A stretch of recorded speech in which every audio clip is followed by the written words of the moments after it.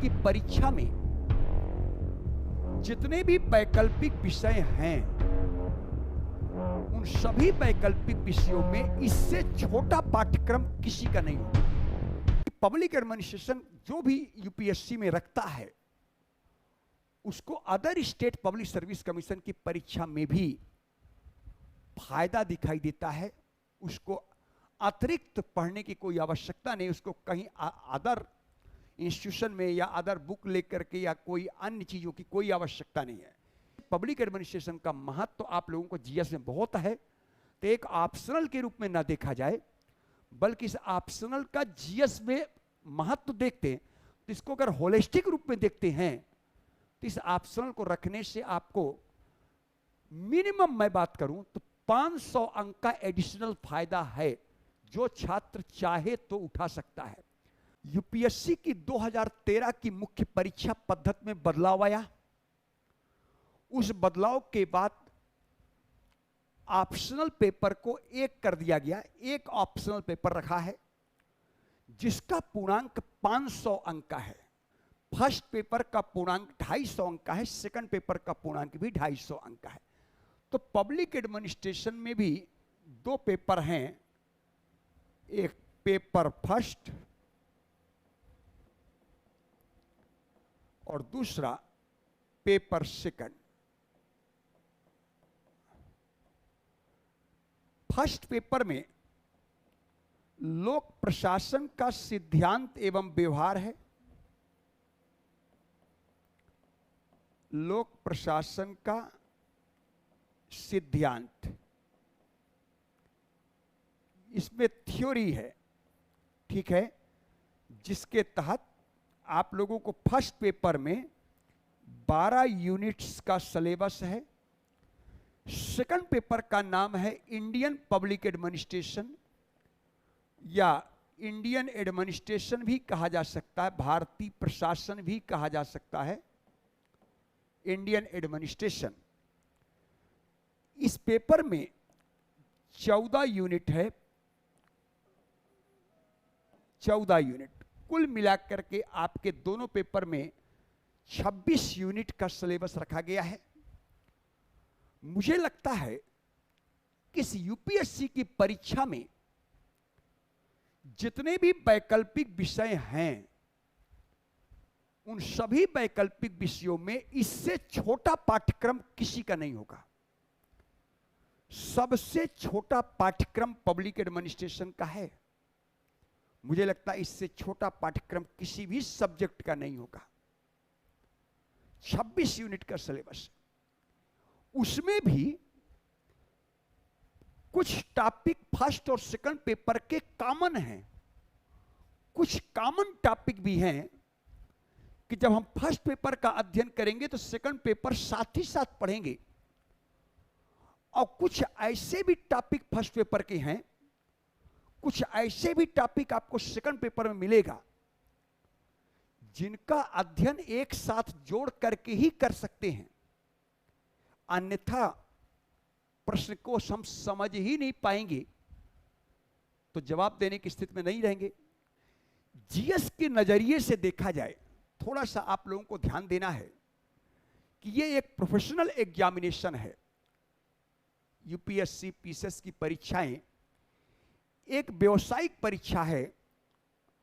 आप लोग एक व्यवसाय में जा रहे हैं, रोजगार के लिए आप तैयारी कर रहे हैं। आईआईटी नीट की जो तैयारी करता है वो एंट्रेंस एग्जाम के लिए तैयारी करता है, और आप कोई एंट्रेंस एग्जाम के लिए तैयारी नहीं करते हैं। आप जो ये प्रिपरेशन कर रहे हैं, ये एक रोजगार के लिए तैयारी कर रहे हैं। इसलिए अगर ये प्रोफेशनल एग्जामिनेशन है तो प्रोफेशनल एग्जामिनेशन की तैयारी करने वाले अभ्यर्थी को भी प्रोफेशनल होना चाहिए। प्रोफेशनल इन द सेंस कि हमें किस टॉपिक को ज्यादा बल देना है, किस टॉपिक को कम बल देना है, कहां मुझे ज्यादा फोकस करने की आवश्यकता, कहां मुझे कम फोकस करने की आवश्यकता है, क्या मुझे पढ़ना है, क्या मुझे छोड़ना है। अगर इस चीज की सटीक जानकारी आपको हो तो आप साइंटिफिक अप्रोच लगा करके आप कम समय पर ज्यादा अच्छा नंबर गेन कर सकते हैं। पब्लिक एडमिनिस्ट्रेशन एक ऐसा सब्जेक्ट है जिसका सबसे ज्यादा भूमिका, सबसे ज्यादा उसका महत्व जीएस के पेपर में दिखाई देता है। जीएस का जो पेपर है,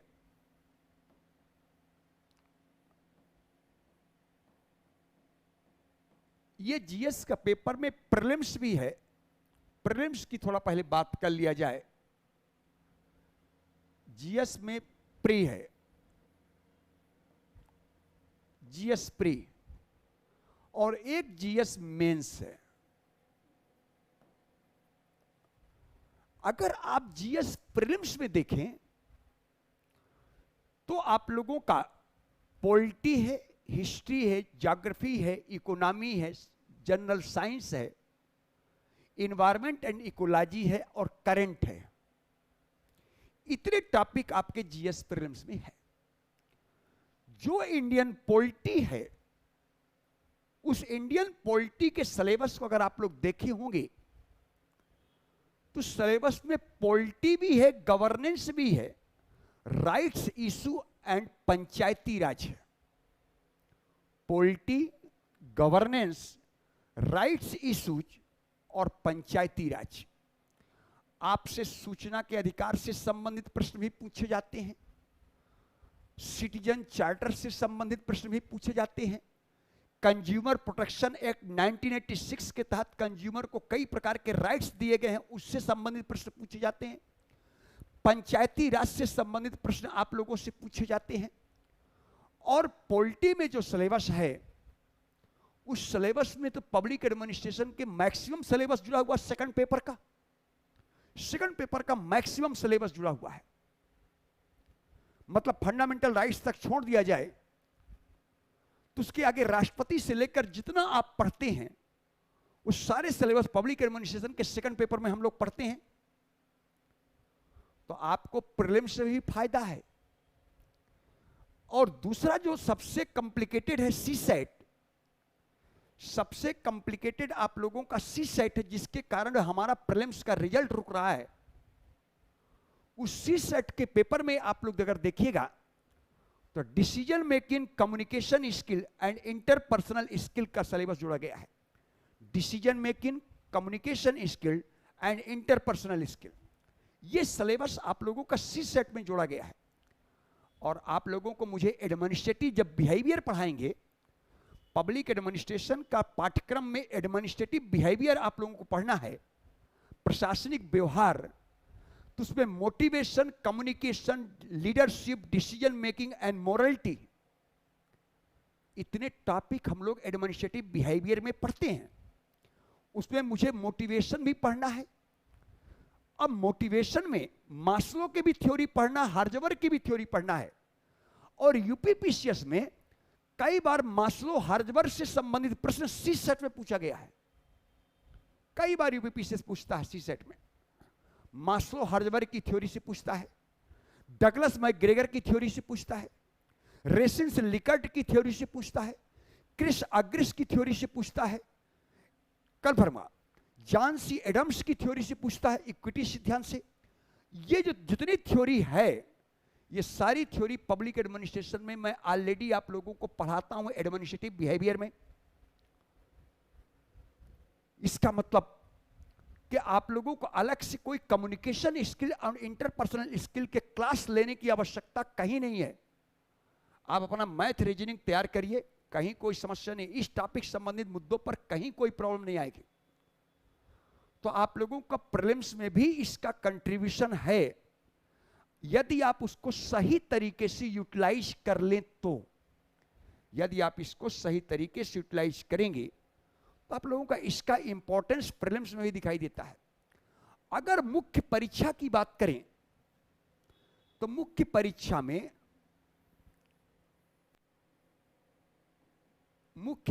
में चूंकि ये क्लास पब्लिक एडमिनिस्ट्रेशन का है, तब मैं आप लोगों को पब्लिक एडमिनिस्ट्रेशन के तरीके से ही बात करूंगा।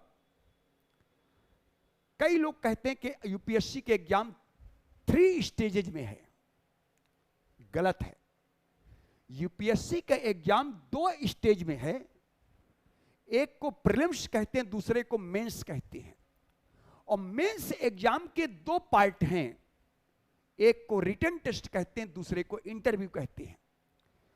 और मुख्य परीक्षा यानी मेंस और इंटरव्यू यानी रिटन और इंटरव्यू का मार्क्स जोड़ करके आपकी मेरिट लिस्ट बनती है, और उसी मेरिट लिस्ट के आधार पर किसी को आईएएस, किसी को आईपीएस, किसी को आईआरएस, किसी को आईएफएस मिलता है। तो 2013 के मुख्य परीक्षा से अगर आप लोग देखें तो रिटन टेस्ट में एक 250 अंक का निबंध जुड़ गया है। 250 अंक का एक पेपर जुड़ा है निबंध। उसके बाद GS paper 1, GS paper 2, GS paper 3 और जीएस पेपर 4 है।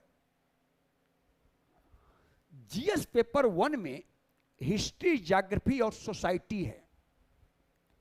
इस पेपर को छोड़ दीजिए तो जीएस पेपर 2 में पॉलिटी, गवर्नेंस, सोशल जस्टिस और आईआर पेपर 2 में मैक्सिमम उपयोग कर सकते हैं आप लोग पब्लिक एडमिनिस्ट्रेशन का। पेपर 2 में आप मैक्सिमम यूटिलाइज कर सकते हैं पेपर पब्लिक एडमिनिस्ट्रेशन को, कि आप लोगों को मौलिक अधिकार के छोड़ दिया जाए तो उसके आगे जितना टॉपिक पढ़ते हैं, जितने रिसेंट टॉपिक आप लोग पढ़ते हैं, वो सारे टॉपिक हम लोग पब्लिक एडमिनिस्ट्रेशन में पढ़ाते हैं। इवन अभी आप लोग देखे होंगे 2 दिन का राज्यपाल का सम्मेलन चल रहा था। अभी 2 दिन राज्यपाल का सम्मेलन था, और उस सम्मेलन को जो अंतिम समापन भाषण दिया है द्रौपदी मुर्मू राष्ट्रपति ने दिया है, और राष्ट्रपति ने एक शब्द का इस्तेमाल किया कि राज्यपाल संघ और राज्य सरकार के बीच एक ब्रिज का काम करता है। राज्यपाल संघ और राज्य सरकार के बीच एक ब्रिज का काम करता है कि राज्य देखता है, राज्यपाल देखता है कि संघ के आदेशानुसार राज्य कार्य कर रहा है कि नहीं। क्योंकि संघ को कोई आदेश देना होगा राज्य को, तो राज्यपाल के माध्यम से देना होगा। इसे राज्यपाल का देखने का दायित्व बनता है कि संघ के आदेशानुसार राज्य सरकार काम कर रहा है कि नहीं। कंफर्म हुआ। फिर राज्य सरकार की गतिविधियों के बारे में हर 15वें दिन पाक्षिक प्रतिवेदन देता है राज्यपाल। किसको? राष्ट्रपति को देता है। तो राज्यपाल राष्ट्र संघ सरकार और राज्य सरकार के बीच एक मीडिएटर के रूप में काम करता है। इसी को कोऑपरेटिव फेडरलिज्म कहते हैं। लेकिन आजकल हमारे यहां कोऑपरेटिव फेडरलिज्म नहीं है, आजकल हमारे यहां कंपटीटिव फेडरलिज्म है। आजकल इन प्रेजेंट टाइम भारत में कंपटीटिव फेडरलिज्म है, जो कि ऑस्ट्रेलिया और अमेरिका में दिखाई देता था। कोऑपरेटिव फेडरलिज्म तो केवल नाम की बात रह गई। अब कंपटीटिव फेडरलिज्म से यूपीएससी ने प्रश्न पूछा है, कोऑपरेटिव फेडरलिज्म से यूपीएससी ने प्रश्न पूछा है। कंफर्म हुआ। तो राज्यपाल से संबंधित विवाद क्या है, राज्यपाल कितने ताज पहनता है, उसकी भूमिका, विवादित विवाद को कम करने के क्या क्या सुझाव हो सकते हैं। कंफर्म। ये सारी बातें जो आज आप लोग देखा होगा पेपर में, इस सारे सिलेबस में है पब्लिक एडमिनिस्ट्रेशन के, और जीएस में भी सिलेबस में है। राज्यपाल जीएस के सिलेबस में भी है आपको। तो इन सारी चीजों को आप लोगों को देखना है। तो पेपर 2 में पॉलिटी में आप लोग पढ़ते हैं। अभी नीति आयोग का स्ट्रक्चर चेंज हो गया है। तो नीति आयोग जो बना, national institution for transforming India, 1 जनवरी 2015 को मंत्रिमंडल के एक प्रस्ताव के तहत नीति आयोग का गठन किया गया। अब नीति आयोग के गठन का औचित्य क्या है? क्यों योजना आयोग को समाप्त किया गया? योजना आयोग को समाप्त करके ही नीति आयोग बनाया गया। इसका मतलब योजना आयोग में क्या क्या ऐसी प्रॉब्लम थी कि हमने नीति आयोग के माध्यम से उसको सॉर्ट आउट करने का प्रयास किया। तो नीति आयोग के गठन का औचित्य क्या है? फिर अभी जो नीति आयोग में संगठन में चेंज हुआ है गवर्निंग काउंसिल में, तो थोड़ा सा उसको अपडेट तो करना पड़ेगा। कंफर्म हुआ। ये भी आप लोगों को जीएस में भी काम आएगा, पब्लिक एड में काम आएगा। वित्त आयोग, नीति आयोग, योजना आयोग, राष्ट्रीय विकास परिषद, ठीक है ना। संघ राष्ट्र संबंध आप लोग जीएस से पढ़ते हैं, पब्लिक एड में पढ़ना है। विधायी, वित्तीय और प्रशासनिक संबंध। राष्ट्रपति, मंत्रिपरिषद और प्रधानमंत्री, अटॉर्नी जनरल, संसद, न्यायपालिका, या न्यायपालिका में सुप्रीम कोर्ट, हाई कोर्ट, सब अभी लोक अदालत के तहत सुप्रीम कोर्ट में देखे होंगे 5 दिन से लोक अदालत चल रही थी। 1000 से अधिक मामले निपटाए गए। लोक अदालत क्या है, लोक अदालत का कंसेप्ट कब आया, ये सारी चीजें आप लोगों को ध्यान में रखने का आज ही पेपर में है। 5 दिन से लोक अदालत कंसेप्ट चल रहा है। इसका मतलब ये दोनों चीजें मुझे पब्लिक एडमिनिस्ट्रेशन में पढ़ना है, जीएस में भी पढ़ना है। तो बहुत सारे पेपर 2 का सिलेबस आप लोगों को पब्लिक एडमिनिस्ट्रेशन में इंक्लूड है। तो अगर पब्लिक एडमिनिस्ट्रेशन हमने पढ़ लिया तो आपको जीएस पेपर 2 में आईआर को छोड़ दिया जाए तो आपको सोशल जस्टिस में मैक्सिमम पार्ट पब्लिक एडमिनिस्ट्रेशन का है, क्योंकि वेलफेयर स्कीम पब्लिक एडमिनिस्ट्रेशन में भी हम लोग पढ़ना होता है। गवर्नेंस की तो बात ही छोड़ दीजिए, गवर्नेंस तो कंप्लीट सिलेबस ही पब्लिक एडमिनिस्ट्रेशन का है। पॉलिटी का मैक्सिमम हिस्सा पब्लिक एडमिनिस्ट्रेशन का जोड़ा गया है। और अप्लाइड पॉलिटी से प्रश्न पूछा जा रहा है आपसे, थ्योरेटिकल कम अप्लाइड पॉलिटी ज्यादा प्रश्न पूछा जा रहा है।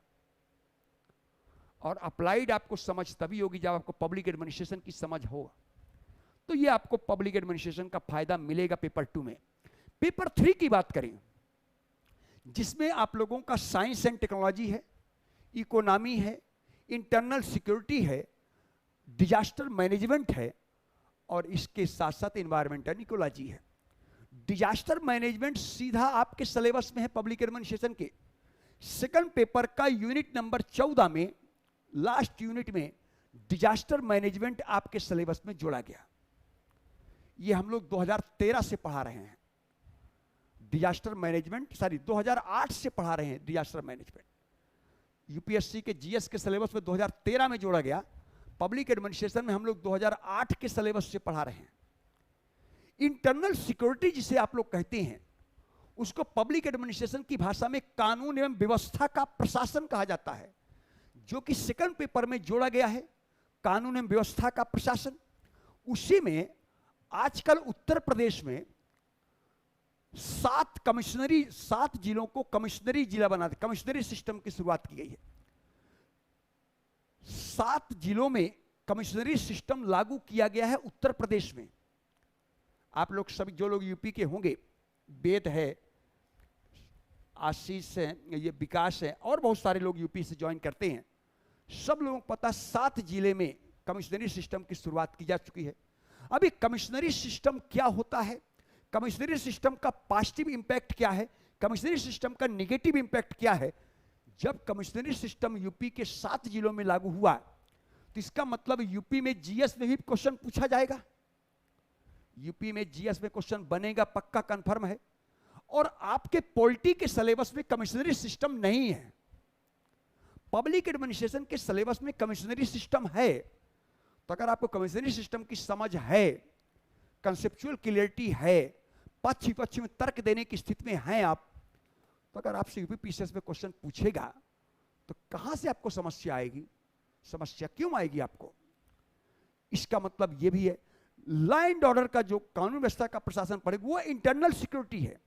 और इंटरनल सिक्योरिटी कानून व्यवस्था के प्रशासन में राज्य की भूमिका, जब राज्य की बात करते हैं तो पुलिस की बात कर रहे हैं, फिर अर्धसैनिक बलों की भूमिका, फिर सेना की भूमिका। इसका तो कानून व्यवस्था के प्रशासन में राज्य की भी भूमिका है, अर्धसैनिक बलों की भूमिका है और लास्ट भूमिका सेना की भी है।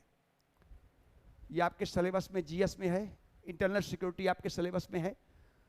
तो इंटरनल सिक्योरिटी मतलब लॉ एंड ऑर्डर, और एक्सटर्नल सिक्योरिटी मतलब जो आर्मी काम करता है। तो आर्मी जो काम करता है वो बाहरी सुरक्षा के लिए, और पुलिस जो काम करता है वो आंतरिक सुरक्षा के लिए। तो आंतरिक सुरक्षा को लॉ एंड ऑर्डर बोलते हैं और एक्सटर्नल सिक्योरिटी को हम लोग डिफेंस बोलते हैं, रक्षा। कंफर्म हुआ। और रक्षा एक संघ सूची का विषय है और लॉ एंड ऑर्डर एक राष्ट्र सूची का विषय है। ये आपके सिलेबस में अगर जोड़ा है पेपर 3 में, तो पब्लिक एडमिनिस्ट्रेशन करने के बाद तो कोई समस्या नहीं आनी चाहिए। फिर आप लोग बजट है।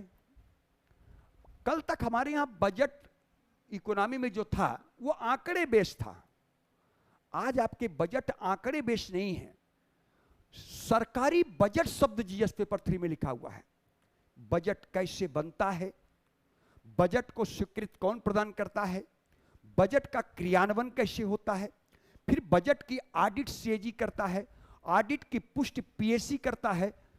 इसके बाद हमारे यहाँ बजट की कई प्रकार की तकनीकें हैं, performance budget, PPBS, zero base budget, outcome budget, gender budget, green budget, water budget, different type के बजट की तकनीकें हैं। ये सारे बजट की तकनीकें हम लोग पब्लिक एडमिनिस्ट्रेशन में पढ़ते हैं, और ये सारे बजट की तकनीकें आप लोगों को जीएस पेपर 3 में जोड़ा गया है। इसका मतलब, इसका महत्व, इसका इंपॉर्टेंस, इसका वेटेज जीएस पेपर 3 में भी आप लोगों को दिखाई देगा। जीएस पेपर 3 में भी आप लोगों को दिखाई देगा। अच्छा, वेद आप बिहार से हैं, कोई दिक्कत नहीं। तो बिहार में पब्लिक एडमिनिस्ट्रेशन 300 अंक का जो जोड़ा गया कंपलसरी, जिसमें 40 क्वेश्चन पास प्राप्त करना अनिवार्य है, तो आप लोगों के लिए तो बहुत फायदेमंद है। आप लोगों को अलग से बिहार में सब्जेक्ट रखने की आवश्यकता नहीं है। तो पब्लिक एडमिनिस्ट्रेशन की बढ़िया समझ अगर हो जाए तो आपको जीएस में बहुत फायदा मिलने जा रहा है। इंटरव्यू में 275 अंक है। कई बार आप लोगों से प्रशासन से संबंधित प्रश्न पूछता है इंटरव्यू में, कई बार आप लोगों से प्रश्न पूछता है प्रशासन से संबंधित, और सामान्य छात्रों को प्रशासन की समझ नहीं होती, प्रशासन की समझ नहीं होती। फॉर एग्जाम्पल, मैं एक उदाहरण दे रहा हूं।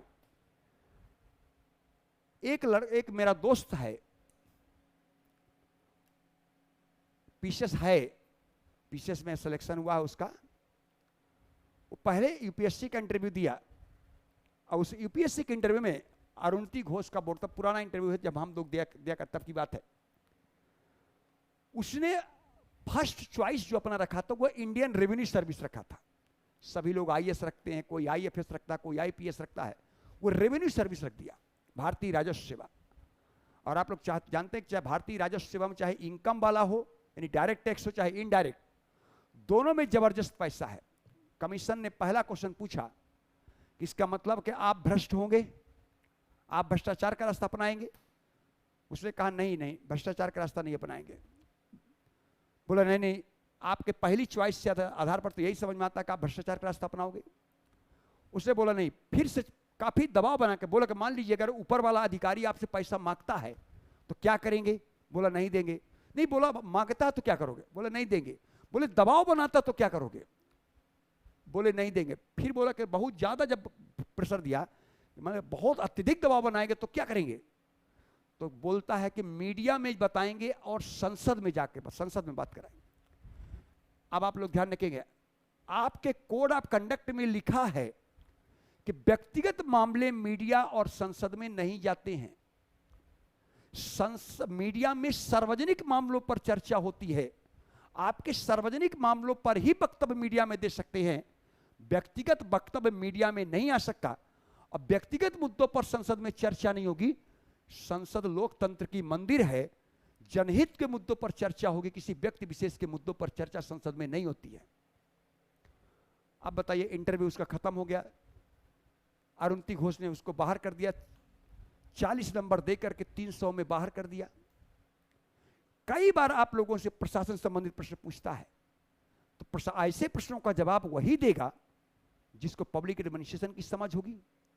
इससे पब्लिक एडमिनिस्ट्रेशन का महत्व तो आप लोगों को जीएस में बहुत है। तो एक ऑप्शनल के रूप में ना देखा जाए, बल्कि इस ऑप्शनल का जीएस में महत्व देखते हैं, तो इसको अगर होलिस्टिक रूप में देखते हैं तो इस ऑप्शनल को रखने से आपको मिनिमम, मैं बात करूं तो 500 अंक का एडिशनल फायदा है, जो छात्र चाहे तो उठा सकता है। मैं ये नहीं कह रहा हूं कि सबको फायदा मिलता होगा, सारे पब्लिक एडमिनिस्ट्रेशन रखने वाले छात्रों को मिलता होगा, मैंने ये नहीं कहा। अगर वो समझदार है, उसकी अंडरस्टैंडिंग अच्छी है, सब्जेक्ट के प्रति कंसेप्चुअल क्लियरिटी अच्छी है, तो उसको एडिशनल लाभ मिल सकता है। बाकी अगर सब्जेक्ट की समझ नहीं है तो पब्लिक एडमिनिस्ट्रेशन तो बहुत लोग रखते हैं। मैं ये नहीं कहा कि पब्लिक एडमिनिस्ट्रेशन रख लेने से आपको 500 अंक एक्स्ट्रा मिल जाएगा। आप चाहें तो एडिशनल लाभ प्राप्त कर सकते हैं, बशर्ते आपको सब्जेक्ट की समझ अच्छी होनी चाहिए। सब्जेक्ट की समझ अच्छी हो, सब्जेक्ट का कंसेप्चुअल क्लैरिटी अच्छी हो, एनालिटिकल अप्रोच अच्छा हो, तो आप उसको जीएस में कहीं भी यूटिलाइज कर सकते हैं और आप 500 के साथ साथ 500 अतिरिक्त लाभ प्राप्त कर सकते हैं। बस पब्लिक एडमिनिस्ट्रेशन को ठीक से समझ लिया जाए तो।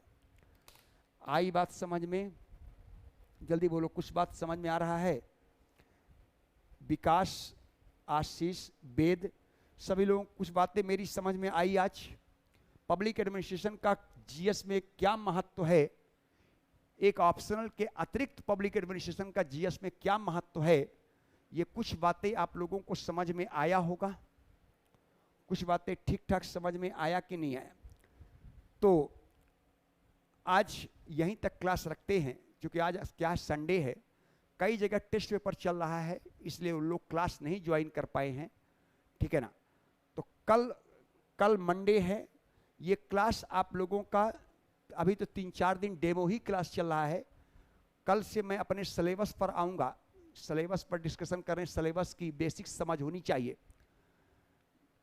कि विकास प्रशासन क्या है, नवीन लोक प्रशासन क्या है, पब्लिक चॉइस स्कूल क्या है, गुड गवर्नेंस क्या है, कॉर्पोरेट गवर्नेंस क्या है, शब्दों को थोड़ा जानना है जरूरी।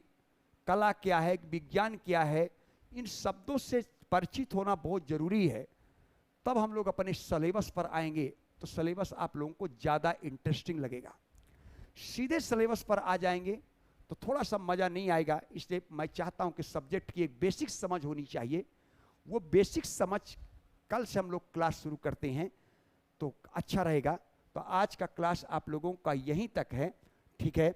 कल हम लोग फिर मिलते हैं, ठीक है। चलिए।